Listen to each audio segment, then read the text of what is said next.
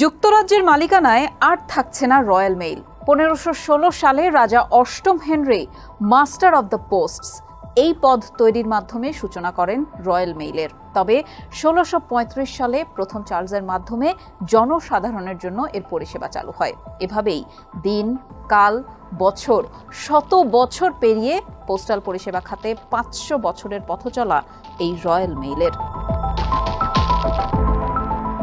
Royal মেইলের mother company International Distribution Services বা IDs.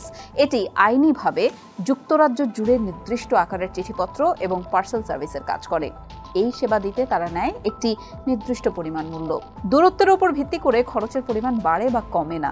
গ্রাহক সেবাকে সহজ করতে যুক্তরাজ্য জুড়ে প্রতিষ্ঠানটির রয়েছে বিস্তৃত নেটওয়ার্ক। এর মধ্যে রয়েছে হাজার হাজার পোস্ট বক্স এবং ডেলিভারি অফিস।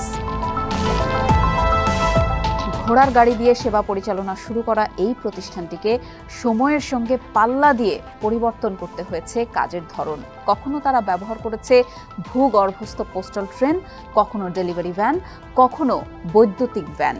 এসব কিছুর সঙ্গেই জড়িয়ে আছে যুক্তরাজ্যের মানুষের জীবন এবং ঐতিহ্য।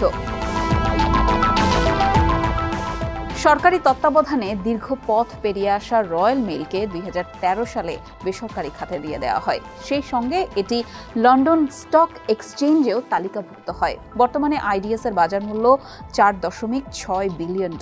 প্রতিষ্ঠানটিতে মোট কর্মী সংখ্যা প্রায় 1,30,000। যদিও বছরের বিভিন্ন সময়ে বিশেষ করে উৎসব পার্বণে এর কম বেশি হয়।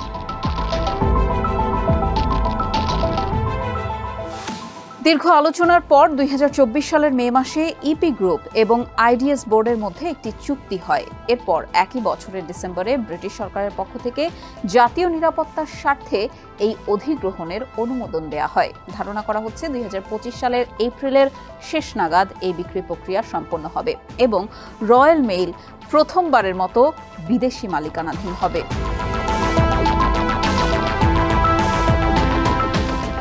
আধুনিক যুগে যোগাযোগের পদ্ধতির পরিবর্তনের কারণে চিঠির ব্যবহার ক্রমশ কমছে। এটি রয়্যাল মেইলের মূল ব্যবসার উপর একটি বড় চাপ সৃষ্টি করেছে। ই কমার্সের প্রসারের সাথে সাথে পার্সেল ডেলিভারির চাহিদা বাড়লেও এই বাজারে এখন অনেক বেসরকারি সংস্থা শক্তিশালী প্রতিযোগিতা করছে। এছাড়া চিঠি থেকে আয় কমে যাওয়ায় প্রতিষ্ঠানটির ওপর একটা আর্থিক চাপ সৃষ্টি হয়েছে। ফলে টিকে থাকতে হলে রয়্যাল মেইলকে নতুন প্রযুক্তি এবং কর্মপদ্ধতিতে বিনিয়োগ করতে হচ্ছে।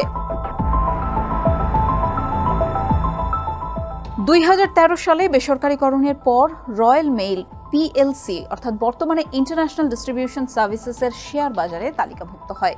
শেয়ার হোল্ডাররা কোম্পানির কাছ থেকে ভালো লভ্যাংশ এবং শেয়ারের মূল্য বৃদ্ধির প্রত্যাশা করেন। এই চাপ কোম্পানিকে আরও লাভজনক হওয়ার জন্য কৌশল পরিবর্তনের একটা তাগিদ সৃষ্টি করে।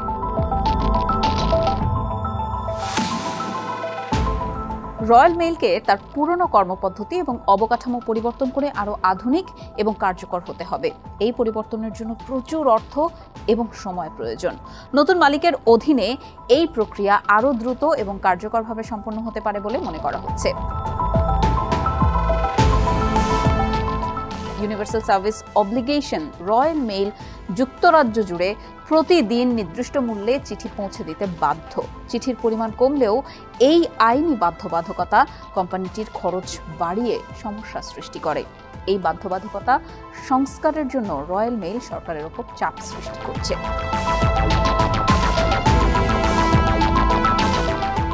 বর্তমানে রয়্যাল মেইলের mother company International Distribution Services কিনছেন চেক বিলিয়নিয়ার ড্যানিয়েল ক্রেটিনস্কি। তিনি একজন চেক ব্যবসায়ী এবং আইনজীবী।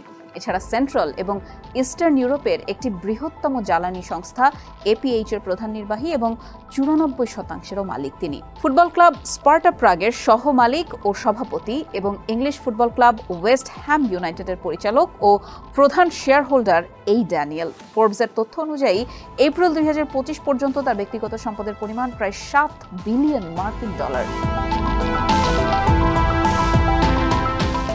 ক্রেটিনস্কি সম্ভবত রয়্যাল মেইলের দীর্ঘমেয়াদী আর্থিক সম্ভাবনা দেখতে পাচ্ছেন, কারণ চিঠির পরিমাণ কমলেও ই-কমার্স বৃদ্ধিতে পার্সেল ডেলিভারির চাহিদা বাড়ছে, যেহেতু রয়্যাল মেইলের দেশব্যাপী একটি সুপরিচিত সুপ্রতিষ্ঠিত নেটওয়ার্ক রয়েছে, যা এই ক্রমবর্ধমান বাজারে সহজেই আধিপত্য বিস্তার করতে পারে। রয়্যাল মেইল বর্তমানে কিছু চ্যালেঞ্জের সম্মুখীন, যেমন কর্মদক্ষতা বৃদ্ধি এবং খরচ কমানো। ক্রেটিনস্কি সম্ভবত এই কোম্পানিটিকে আরও কার্যকর এবং লাভজনক করার পরিকল্পনা করছেন, কারণ অতীতে তিনি দুর্বল ব্যবসা পুনরুদ্ধারের ক্ষেত্রে বেশ সাফল্য দেখিয়েছেন। কৌশলগত বিনিয়োগ।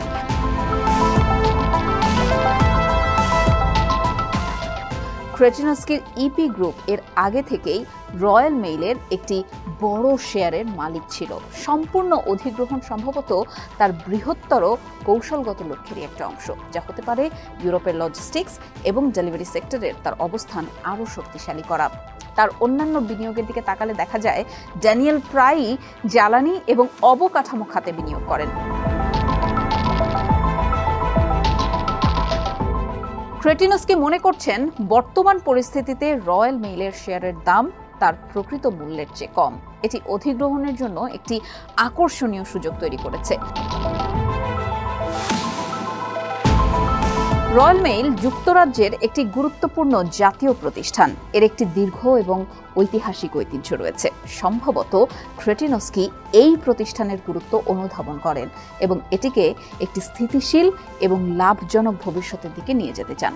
এইসব কারণেই প্রায় 4.6 বিলিয়ন মার্কিন ডলার প্রস্তাবিত মূল্য। একই সঙ্গে ঋণের হিসাব সহ 6.1 বিলিয়ন ডলার মূল্য ড্যানিয়েল ক্রেটিনস্কি রয়্যাল মেইল কেনার আগ্রহ প্রকাশ করেছেন।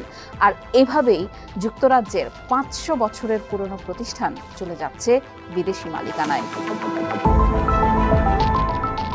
বিশ্বের প্রথম 18 ডাকটিকিট পেনি ব্ল্যাক 1840 সালে প্রবর্তন করে রয়্যাল মেইল। যুক্তরাজ্যই একমাত্র দেশ যাদের ডাকটিকিটে দেশের নাম লেখা থাকে না, কারণ তারাই প্রথম এটির ব্যবহার শুরু করেছিল।